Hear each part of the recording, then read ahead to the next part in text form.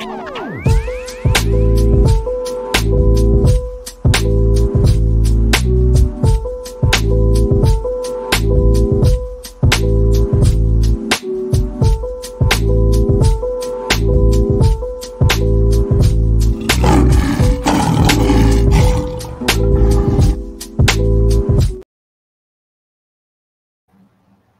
Sports TV here. Salute to the mighty ldbc Lions Den boxing community. For those who don't know, now you know. Smash the like button, hit the subscribe, also hit the notification bell so you'll be notified when I drop a new video. If you're digging the video, go ahead and share this joint. Jaron boots Ennis, the current interim IBF welterweight champion of the world, the young phenom who got next, reacts to Spence versus Terrence Crawford, and he says on Twitter, "I can't wait," with the little devil emojis. Boots, he's hungry. He was not intimidated by Terrence Crawford domination tonight. Instead, it made him even more excited. Boots looked like he's ready for the smoke. Boots looked phenomenal in his last fight. He was styling and profiling on the guy he was fighting. Terrence Crawford is a different type of animal. This is a whole different situation. But it's definitely a very intriguing fight, Boots and Crawford, because of their both of these guys' skill set. Both boxer punchers, flashy guys. Crawford being an excellent counter puncher as well. Both of them can punch really hard. Speed, yeah, it's a lot. You know what I'm saying? It's a lot. I don't know if the fight ever going to happen because right now Crawford and Spence has a rematch clause. Spence, as of right now, says that he's going to activate his rematch clause. He wants to have a fight in like December. So if the fight does take place in December, that means Boots has to wait until possibly next year.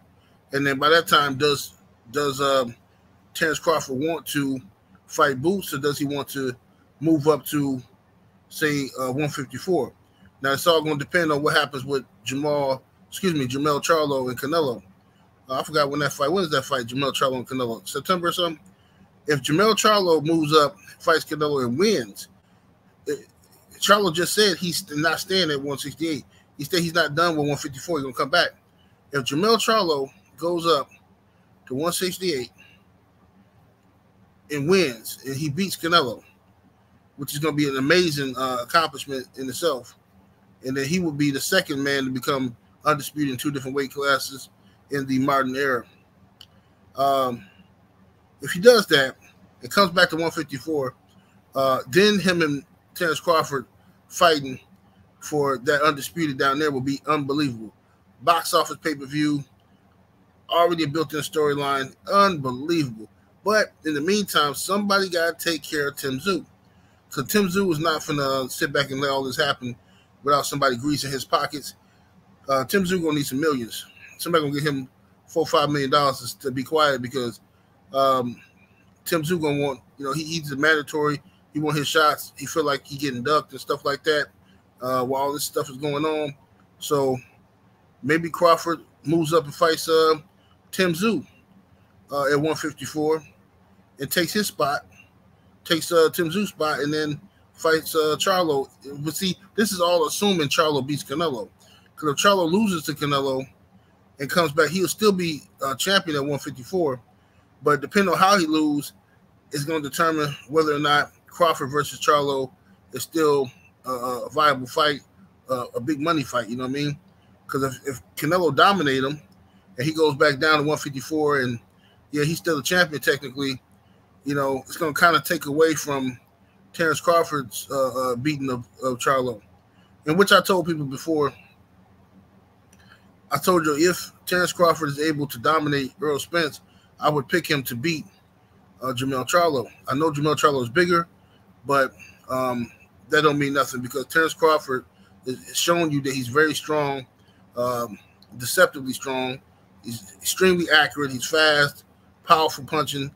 And EJ typically dominates Jermell Charlo from what I heard. EJ dominates Jermell Charlo in sparring all the time. So if that's all true, I don't see why Terrence Crawford should have a problem with Jermell Charlo. I think it's a good fight. It's a dangerous fight because Jermell can punch. He's a bigger guy. He can punch. So if he lands something, of course he can put Crawford to sleep. You know what I mean? But we'll see. But as far as Jaron Boots Ennis, Boots is probably going to have to wait his turn sometime next year. It's messed up, you know what I'm saying? But, hey, Boots, this is what happened when the best fight the best, man. You know what I mean? You just got to wait your turn. But in the meantime, in between time, you can be fighting guys like Stan Jonas, you know what I mean? Fight Stan Jonas or whoever else is out there to keep you busy and keep you relevant, keep you in shape, keep you sharp. Because one thing we just seen is you don't want to be caught lacking against Terrence Crawford. You don't want to be, not active against him for sure. But anyway, that's my 2 cents on the matter. Y'all let me know what y'all think. How does Boots fare against Terrence Crawford? 78 Sports TV, salute to the mighty ldbc.